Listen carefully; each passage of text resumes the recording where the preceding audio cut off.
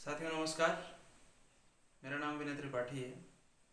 जैसा कि आप लोग देख पा रहे हैं जीएस फोरम यूट्यूब चैनल के माध्यम से, आज मैंने ये तय किया है कि विभिन्न राज्यों की लोक सेवा आयोगों के द्वारा आयोजित की जाने वाली परीक्षाओं में तथा संघ लोक सेवा आयोग के द्वारा मुख्य रूप से सिविल सर्विसेज की परीक्षाएं जो आयोजित की जाती हैं उनके लिए मैंने आप लोगों के लिए उन सूक्ष्म टॉपिक पर वीडियो बनाने का निर्णय लिया है, जिसकी वजह से बहुत बार मैंने देखा है कि सामान्य अभ्यर्थी उस सूक्ष्म टॉपिक से पूछे गए प्रश्नों को सामान्यतया गलत कर देते हैं या छोड़ देते हैं और उन्हें ये समझ में नहीं आता कि कहाँ से ये प्रश्न उठाए जाते हैं। तो आज आप लोग हमारे साथ एक छोटे से टॉपिक पर पढ़ेंगे भी और आगे लगातार इस चैनल पर आप लोगों को ऐसे ही टॉपिक पर वीडियो मिलते रहेंगे। और एक बात मैं एकदम क्लियर कर देना चाहता हूँ कि हमारे इस चैनल पर आपको बहुत ज़्यादा इधर उधर की बातें सुनने को नहीं मिलेंगी। टू द पॉइंट, जो एग्ज़ाम में आना है सिर्फ वही बातें हम लोग करेंगे। प्रीलिम्स और मेंस दोनों को ध्यान में रखते हुए बातें शुरू होंगी। तो आइए ज़्यादा देर ना करते हुए आज हम लोग एनवायरनमेंट के टॉपिक से शुरू करते हैं, पर्यावरण के, जो कि आजकल आप देख रहे होंगे राज्यों की लोक सेवा आयोगों के द्वारा पूछे जाने वाले प्रश्नों की संख्या में या यूपीएससी के द्वारा पूछे जाने वाले प्रश्नों की संख्या में बहुत ही महत्वपूर्ण बना हुआ है। तो बिना समय बर्बाद किए आइए स्टार्ट करते हैं। सबसे पहले हम लोग आज जो बात करेंगे वो बात करेंगे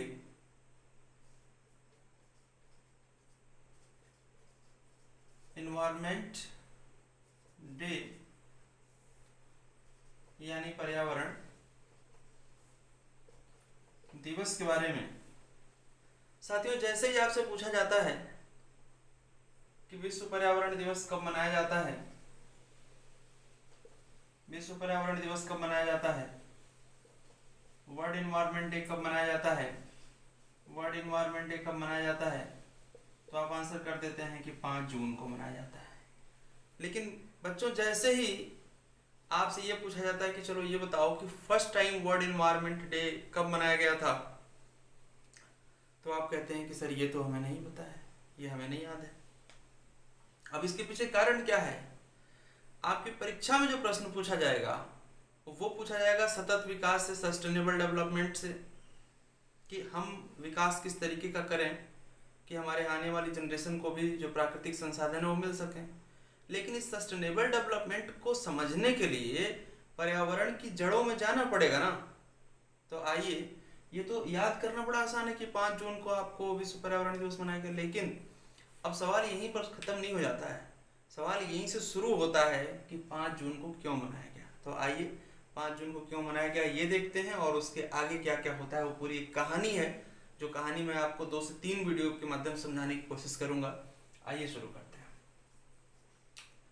ध्यान दीजिएगा कि जब पूरी दुनिया को ऐसा लगने लगा कि पृथ्वी तो एक ही है, ओनली वन अर्थ, मतलब एक ही धरती है, इसी पर सबको रहना है, तो इसके पर्यावरण को हमें बचा करके रखना पड़ेगा। जैसा कि आप लोग जानते हैं, बड़ी छोटी सी सुंदर सी पृथ्वी हमारी है, इसे बचा करके रखना है। आपको याद होगा 17वीं शताब्दी, 18वीं शताब्दी, 19वीं शताब्दी में यूरोप के देशों ने जब इंजन का आविष्कार हो चुका था, उसके बाद किस तरीके से प्राकृतिक संसाधनों का दोहन करना शुरू किया, लकड़ियों जंगलों को काट काट करके विकास कार्यों को आगे बढ़ाना शुरू किया। तो निश्चित ही तौर पर एक ऐसा समय आ गया था कि प्राकृतिक संसाधनों का दोहन हो रहा था, उपयोग नहीं हो रहा था। और जब ये बात दुनिया को समझ में आ गई तो संयुक्त राष्ट्र ने, यूनाइटेड नेशन ने एक प्रयास किया 1972 में, 1972 में, कि जो मानव के लिए पर्यावरण जरूरी है उस पर एक सम्मेलन होना चाहिए। और आइए दुनिया भर के सभी लोग एक सम्मेलन करते हैं। अब वो सम्मेलन कहाँ पर होता है?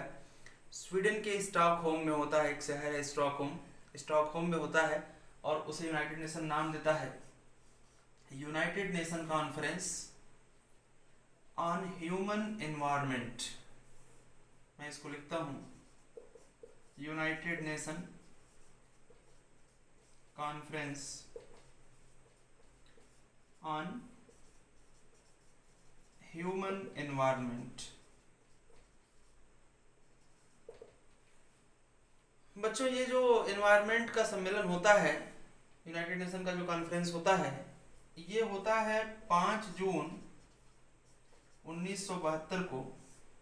और कहाँ पर होता है? ये होता है स्टॉकहोम में। इसीलिए आप इसे स्टॉकहोम कॉन्फ्रेंस भी कह सकते हैं। This is also known as Stockholm conference. बहुत बार आपकी परीक्षाओं में आया है कि स्टॉकहोम कॉन्फ्रेंस कब हुआ था, तो आंसर होगा 5 जून 1972 को। शायद अब आप यहाँ से समझ पा रहे होंगे कि 5 जून 1972 को जब स्टॉकहोम कॉन्फ्रेंस होता है तो यहीं से यूनाइटेड नेशन ये कहता है कि हम सबको मिलकर के पर्यावरण को बचाना पड़ेगा। दैट इज द रीजन कि 5 जून को ही हम विश्व पर्यावरण दिवस मनाते हैं। अब बात ये समझ में नहीं आती है कि पहली बार हमने कब मनाया, तो इसको समझने के लिए आप ये देखिए कि विश्व पर्यावरण दिवस के पीछे संयुक्त राष्ट्र ने कह दिया था कि अब हमें 5 जून को पर्यावरण दिवस मनाना है। और ठीक इसी के 2 साल बाद 5 जून 1974 को फर्स्ट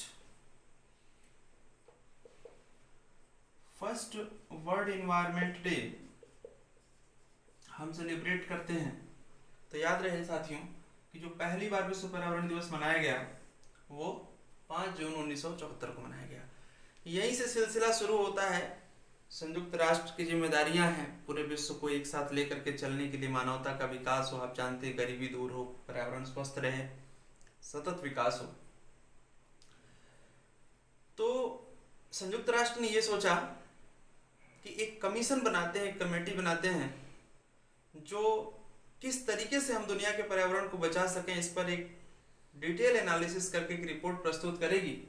और उसी रिपोर्ट के आधार पर हम लोग दुनिया के अलग अलग देशों के साथ मिल करके रीजनल स्ट्रेटजीज बना करके, लोकल स्ट्रेटजी बना करके पर्यावरण को बचा पाएंगे।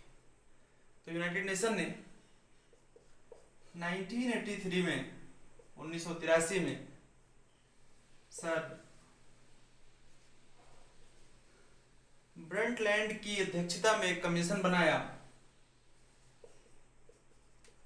ब्रंटलैंड की अध्यक्षता में एक कमीशन बनाया जिसे ब्रंटलैंड कमीशन कहा जाता है। इसके चेयरमैन थे सर ब्रंटलैंड।